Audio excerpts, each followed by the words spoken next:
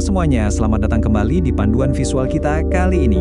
Hari ini, kita bakal membedah sesuatu yang jujur aja bener-bener fundamental banget buat keseharian kita. Yep, wudhu. Dan ini bukan cuma sekedar rutinitas basah-basahan sebelum sholat loh. Kita bakal ngupas tuntas gimana sih aspek fisik dan yang paling penting, sisi spiritual di baliknya. Yuk, langsung aja kita mulai. Oke, jadi gini peta jalan kita hari ini. Kita bakal ngebahas 4 hal utama. Pertama, makna dan dasar hukum wudhu, terus tata caranya, dilanjut dengan dalil atau bukti otoritatifnya, dan terakhir, hal-hal apa aja sih yang ngebatalin wudhu, singkat, padat, dan pastinya aplikatif. Nah, kita masuk ke bagian pertama nih, makna dan dasar hukum.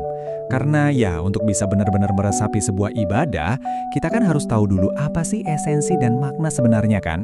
Menariknya gini, secara bahasa, kata wudhu itu punya arti yang simple tapi indah banget, bersih, bagus, dan elok. Tapi kalau kita bicara secara istilah, definisinya lumayan tegas nih, yaitu menghilangkan hadas kecil menggunakan air suci pada anggota badan tertentu. Jadi ibaratnya ini tuh kunci masuk, tanpa penyucian ini, ya sholat kita nggak akan sah. Bener-bener sekrusial itu. Terus pertanyaannya, dari mana sih kewajiban ini berasal? Nah, surah Al-Maidah ayat 6 ngasih jawaban yang luar biasa indah. Poin krusialnya ada di sini. Allah itu sama sekali nggak pengen bikin kita repot atau merasa terbebani. Malah sebaliknya, Allah tuh pengen banget menyucikan kita dan nyempurnain nikmatnya. Coba deh dipikirin, ini kan otomatis ngubah cara pandang kita ya. Dari yang tadinya ngerasa, aduh repot banget, jadi sadar kalau ini tuh murni bentuk kasih sayangnya Sang Pencipta ke kita. Coba kita renungin sebentar aja. Toharah atau bersuci ini benar-benar fondasi ibadah harian kita. Jadi pas air membasuh kulit kita, air itu nggak cuma ngebersihin kotoran fisik aja, tapi juga lagi nyiapin jiwa kita buat ngobrol langsung sama Allah. Merinding nggak sih bayanginnya? Oke, sekarang kita lanjut ke bagian kedua. Tata cara berwudu. Biar nggak overthinking dan gampang diingat, 11 langkah praktis wudu ini udah kita pecah jadi 3 fase simple. Yuk kita cek. Kita mulai dari fase pertama, yaitu persiapan. Ingat, setiap ibadah fisik itu butuh yang namanya jangkar spiritual. Kita mulai dengan baca bismillah, terus memantapkan niat di dalam hati, ikhlas cuma karena Allah. Habis itu, baru deh kita basuh kedua telapak tangan 3 kali dan, nah ini dia, dilanjut sama satu sunnah yang luar biasa banget, bersiwak atau sikat gigi. Niat yang kuat di awal inilah yang sebenarnya bakal nyalain mesin nilai ibadah dari setiap tetes air yang kena ke tubuh kita nanti. Sekarang kita masuk ke fase inti, dan coba perhatiin gimana langkah-langkah ini ngebangun proses penyuciannya. Pertama kita kumur-kumur barengan sama menghirup air ke hidung, terus dikeluarin lagi. Ini dilakuin 3 kali. Lanjut dengan ngebasuh wajah secara merata. Oh ya, buat cowok-cowok yang punya jenggot, sangat dianjurin buat menyela-nyelai jenggotnya ya. Terus kita basuh tangan sampai melewati siku sebanyak 3 kali juga. Nah, ingat detail krusial ini. Selalu mulai dari yang kanan dulu dan pastiin banget airnya ngelewatin siku. Jangan sampai ada yang terlewat. Sampailah kita di fase penutup. Di sini, kita usap kepala sekalian sama telinga barengan, dan ini cukup 1 kali aja ya. Habis itu, basuh kedua kaki sampai mata kaki sebanyak 3 kali. Dan lagi-lagi, betul, dahulukan kaki yang kanan. Rangkaian pembersihan fisik yang keren ini terus dikunci atau disegel dengan membaca doa setelah wudhu. Sebuah kesaksian iman tertinggi, bersyahadat kalau nggak ada Tuhan selain Allah, dan Nabi Muhammad adalah utusannya. Oke, tarik napas dulu sebentar. Kita kan baru aja ngebedah sisi bagaimana cara berwudu. Tapi, buat kita-kita yang suka nanya, kenapa sih begini? Pemahamannya nggak boleh stop sampai di situ. Kita juga perlu tahu dong, bukti kuat atau dalil apa sih yang jadi pondasi dari gerakan-gerakan tadi? Dan itu bawa kita ke bagian ketiga, dalil tata cara wudu.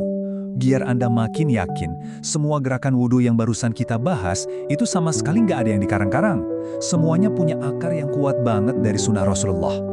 Bukti pertamanya, yuk kita lihat pondasi awal kita tadi, niat. Ini ditegasin lewat sebuah hadis yang super terkenal dari Umar bin Khattab. Di situ Rasulullah bilang kalau sesungguhnya semua amal perbuatan itu benar-benar tergantung sama niatnya.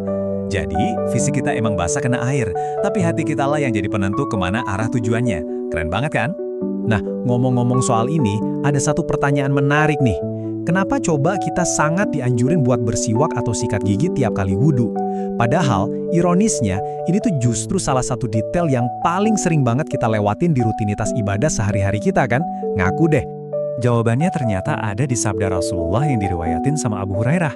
Beliau bilang gini, andai aja nggak bikin berat umatnya, pasti beliau udah mewajibkan kita buat bersiwak tiap mau wudhu. Ini tuh nunjukin secara brilian betapa Rasulullah itu peduli banget sama yang namanya kebersihan mulut. Tapi di sisi lain, beliau juga sangat sayang sama kita. Makanya hal ini nggak dijadiin sesuatu yang wajib biar kita nggak keberatan. Keseimbangan yang sempurna ya. Terus pertanyaannya lagi, urutan fisik wudhu tadi dapatnya dari mana sih? Nah, bukti komprehensifnya ada di sebuah riwayat yang cukup panjang dari Humran. Dia tuh nyatet dengan luar biasa detail gimana sahabat Utsman bin Affan mencontohkan cara wudhu Nabi, bener-bener selangkah demi selangkah, termasuk basuhan 3 kalinya. Dari catatan sejarah inilah kita dapat validasi kalau rangkaian wudhu yang kita lakuin tadi itu persis banget kayak yang diajarin Nabi. Oke, kita masuk ke bagian terakhir, yaitu bagian keempat, hal yang membatalkan wudhu. Ibaratnya nih, kita kan udah tahu cara ngebangun kesuciannya. Nah, sekarang kita juga wajib tahu dong, apa aja sih hal-hal yang bisa merobohkan bangunan kesucian itu? Yang paling penting buat diingat, di panduan kita kali ini ada 4 batasan mutlak yang bikin Anda wajib wudhu ulang. Status kesucian kita otomatis batal kalau: pertama, keluar sesuatu dari jalan depan atau belakang. Kedua, melakukan hubungan intim. Ketiga, menyentuh kemaluan. Dan yang keempat, kalau Anda tertidur pules banget dalam posisi berbaring. 4 poin ini tuh ngebantu ngasih kita garis batas yang super jelas. Gak perlu bingung lagi deh. Jadi, sebagai penutup sesi kita kali ini, coba deh renungin ini sebentar aja. Selama ini, apakah wudhu kita itu cuma sekedar rutinitas fisik otomatis alias autopilot aja? Atau kita udah benar-benar ngerasain penyucian spiritual yang dijanjikan sama Rasulullah? Harapan saya sih, setelah ngikutin penjelasan ini, wudhu Anda nggak lagi cuma jadi kebiasaan numpang lewat, tapi berubah jadi momen pembersihan fisik yang sekaligus menenangkan jiwa Anda sebelum menghadap Allah. Gimana? Siap buat upgrade kualitas wudhu kita? Teruslah belajar ya, dan sampai ketemu lagi di panduan kita selanjutnya.